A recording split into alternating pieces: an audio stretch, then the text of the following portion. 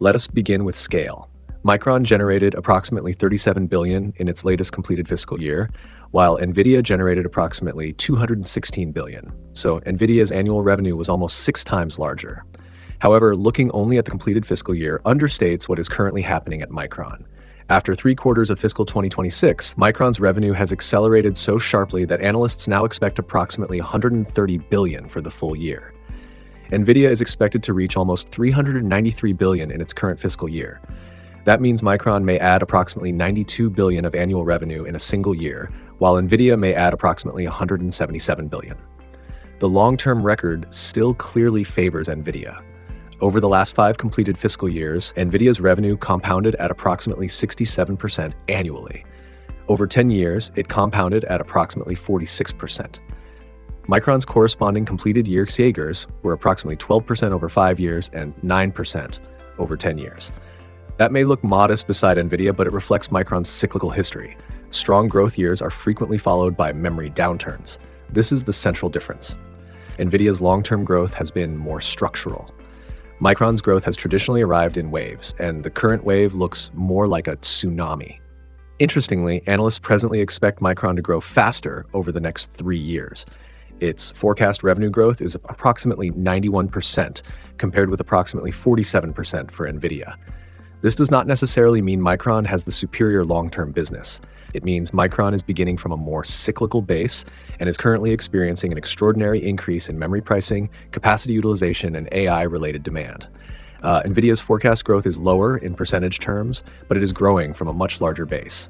A 47% increase on hundreds of billions of dollars is still an enormous amount of incremental business. Micron wins the percentage growth contest, but NVIDIA is competing with a much heavier barbell. The most striking part of this comparison is profitability. Micron's trailing gross margin has reached approximately 73%, almost equal to NVIDIA's 74%. Historically, that would have sounded almost unbelievable. NVIDIA is a fabulous chip designer with premium pricing and software-like economics. Micron owns expensive manufacturing facilities and operates in a notoriously cyclical commodity-like memory market. Yet today, memory shortages and strong AI demand have allowed Micron to price its products with extraordinary power. NVIDIA still leads in profit margin, approximately 63% versus 56% for Micron. Micron's margins have moved from memory manufacturer territory into software company territory. The question is whether they have permanently changed address or are only visiting. Analysts forecast approximately 170% profit growth for Micron over 3 years, compared with about 50% for NVIDIA. Again, Micron benefits from a lower and more cyclical comparison base. When memory pricing improves, a large portion of each additional revenue dollar can flow directly into profit because the factories and fixed costs already exist. That creates powerful operating leverage on the way up. Unfortunately, operating leverage is not loyal. It can work just as efficiently in reverse during a downturn. Just a quick side note, if you are getting value from this analysis, do consider to subscribe to the channel and smash that thumbs up. Cash flow strength. Coming back, Micron generated approximately $51 billion in trailing operating cash flow, compared with approximately $126 billion for NVIDIA.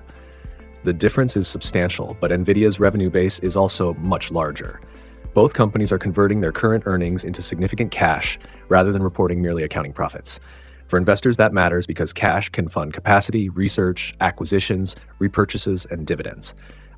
After capital expenditure, Micron generated approximately $26 billion in free cash flow. NVIDIA generated approximately $119 billion. This is where the difference between the business models becomes clearer. Micron must spend heavily on fabrication plants and manufacturing equipment. NVIDIA outsources chip manufacturing and therefore requires far less capital expenditure relative to revenue. As a result, NVIDIA converted approximately 47% of revenue into free cash flow, compared with approximately 29% for Micron. Micron's 29% is still exceptional for a manufacturer, but NVIDIA is turning almost half of every revenue dollar into free cash flow. Now let's move on to one of my favorite metrics, and just coincidentally one of Warren Buffett's favorites as well, return on invested capital. That's probably where the similarities between us end. Micron currently generates an impressive 68% returns, while NVIDIA is even higher at approximately 105%. To know whether these numbers are actually good, we need to compare them with another important metric called the weighted average cost of capital. Think of WACC as the minimum return a company must earn to satisfy its lenders and shareholders. For both companies, that figure is around 16%. When a company's returns consistently exceeds its cost of capital, it is creating economic value rather than simply getting bigger. Both companies are doing exactly that. In fact, they are outperforming it by a very wide margin. Most companies are happy to earn a little more than their cost of capital. These two are beating it by a country mile. That said, there is one important difference. NVIDIA has maintained exceptionally high returns for several years, while Micron's current returns has been significantly boosted by the recent AI-driven memory boom. Investors will be watching closely to see whether these returns remain elevated once the memory cycle becomes more balanced. Talking about market cycles, towards the end of this video, I'll also share a high-quality company from a completely different industry that I believe deserves your attention. You won't want to miss it. Debt is also extremely modest. Micron's debt-to-equity ratio is approximately 0.06, while NVIDIA's is approximately 0.07. Micron covers its interest expense approximately 258 times, and NVIDIA approximately 545 times. So for both companies, debt is less of a burden and more of an administrative inconvenience. Valuation. Despite its much smaller historical revenue base, Micron's market capitalization has reached approximately 1.1 trillion. NVIDIA is worth approximately 5 trillion. Micron trades at 22 times trailing earnings, while NVIDIA trades at 31 times. On past earnings, NVIDIA is therefore around 40% more expensive. That premium reflects greater confidence in NVIDIA's competitive position and the durability of its profit stream. The comparison changes dramatically when we use analysts' expected earnings. Micron's forward PE falls to approximately 7, compared with approximately 20 for NVIDIA. At first glance, Micron appears extraordinarily cheap. But in cyclical stocks, a low PE can occasionally be the market's way of saying, enjoy the earnings while they last.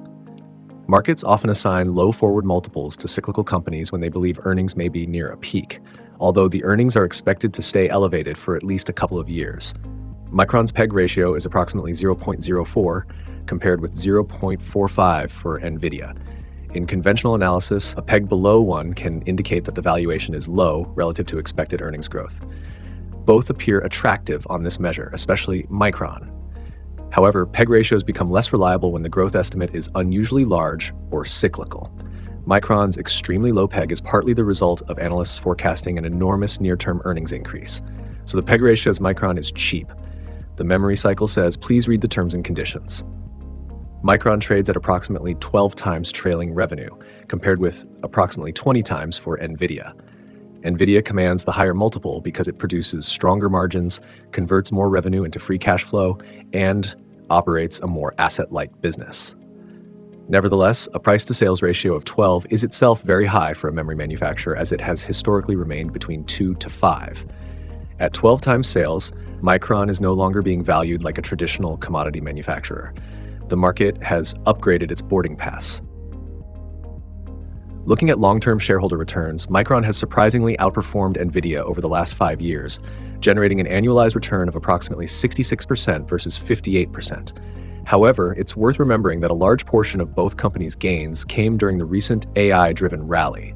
Over a 10-year period, the picture changes. NVIDIA regains the lead with an annualized return of approximately 68%, compared with 55% for Micron. That suggests NVIDIA has demonstrated stronger performance across multiple market cycles, while Micron's recent returns have been boosted significantly by the current memory upcycle. The 5-year figure shows the power of entering a cyclical company near the right part of its cycle. The 10-year figure shows the power of owning a company with sustained structural growth. The extraordinary returns came with extraordinary volatility. Micron's 5-year beta is 2.14 and NVIDIA's is 2.21. A beta above 2 indicates that both stocks have historically moved roughly twice as aggressively as the broader market. These stocks do not take the stairs. They prefer bungee jumping. Short sellers currently represent approximately 3.68% of Micron's outstanding shares, compared with only 1.24% for NVIDIA. Neither figure indicates an extreme short squeeze setup, but the higher short interest in Micron suggests greater skepticism regarding the durability of its current margins and earnings cycle. NVIDIA's lower short interest indicates fewer investors are willing to bet directly against its present momentum. Before moving forward, just a friendly reminder. This video is not a financial advice. Let's finish by looking at what Wall Street analysts currently think about these two companies. As always, remember that price targets are estimates, not guarantees. Analysts can be very accurate at times and spectacularly wrong at others. Starting with NVIDIA, stock analysis currently rates the stock as a strong buy. The average 12-month price target is approximately 302, implying about 43% upside from current levels. The most optimistic analyst has a target of 500, representing an upside of around 137%. MarketBeat is slightly more conservative.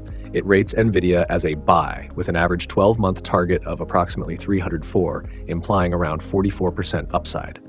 Interestingly, despite using different analysts and methodologies, both platforms arrive at almost the same average price target. That suggests Wall Street broadly agrees on NVIDIA's near-term valuation, even though individual analysts differ significantly on just how much further the stock can run. Micron also receives a strong buy rating from stock analysis. The average 12-month target is approximately 1,486, implying around 52% upside, while the highest target reaches 2,200, suggesting a potential upside of approximately 125%. MarketBeat, however, is noticeably more conservative. It rates Micron as a buy, with an average price target of approximately 1,264, implying around 29% upside. Compared with NVIDIA, there's a much wider gap between the two platforms' average targets. That usually tells us one thing: analysts have less agreement about Micron's future earnings than they do about NVIDIA's. Now, before concluding, let's just take a brief overview of both companies. It is important to understand that Micron and NVIDIA are not direct competitors. They operate in different parts of the AI semiconductor ecosystem. NVIDIA designs the computing platforms used to train and run artificial intelligence models. Its business includes GPUs, networking products, complete AI systems, and the CUDA software ecosystem. Micron, by contrast, manufactures memory and storage products such as DRAM, NAND, and high bandwidth memory, or HBM. In simple terms, NVIDIA provides the processing power, while Micron provides the memory needed to keep data flowing quickly to those processors. NVIDIA does the thinking. Micron makes sure the system does not forget what it is doing. Their supply chains are also very different. NVIDIA is a fabless company, so it relies heavily on outside manufacturers, most importantly TSMC for advanced chips, along with Micron, SK Hynix, and Samsung for high bandwidth memory. Micron operates its own fabrication plants, but still depends on suppliers of manufacturing equipment, silicon wafers, chemicals, gases, and packaging materials. Their major customers include hyperscale cloud companies, AI data center operators, server manufacturers, smartphone and PC companies, automotive businesses, and large technology platforms. For NVIDIA, major demand comes from companies such as Microsoft, Amazon, Google, Meta, Oracle, and other AI infrastructure buyers. Micron sells both directly and indirectly into many of the same end markets through memory modules, storage products, and HBM. NVIDIA's strongest economic moat is its ecosystem.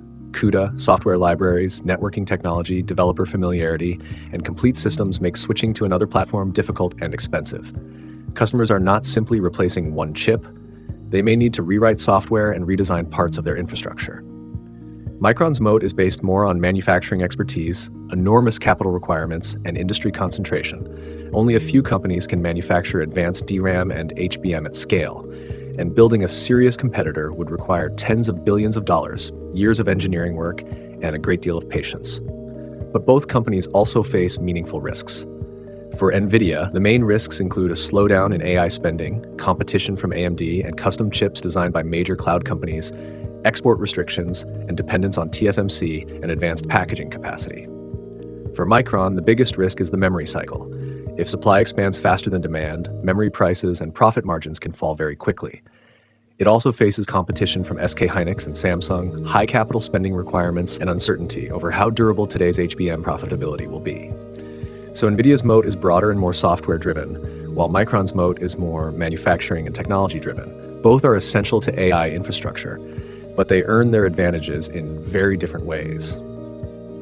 Final verdict. So after comparing their businesses, growth, profitability, financial strength, valuation, and analyst expectations, one thing becomes very clear. These are two exceptional companies. If you're looking for the stronger competitive moat, a broader ecosystem, and a business that has consistently executed at the highest level over many years, NVIDIA still has the edge. On the other hand, if you're looking for higher expected growth over the next few years and a significantly more attractive valuation, Micron makes a very compelling investment case. Personally, if I had to choose just one, I'd probably lean toward NVIDIA. But at the same time, I think there's a perfectly reasonable argument for asking why choose when you can have both, especially if you believe the AI revolution still has a long runway ahead.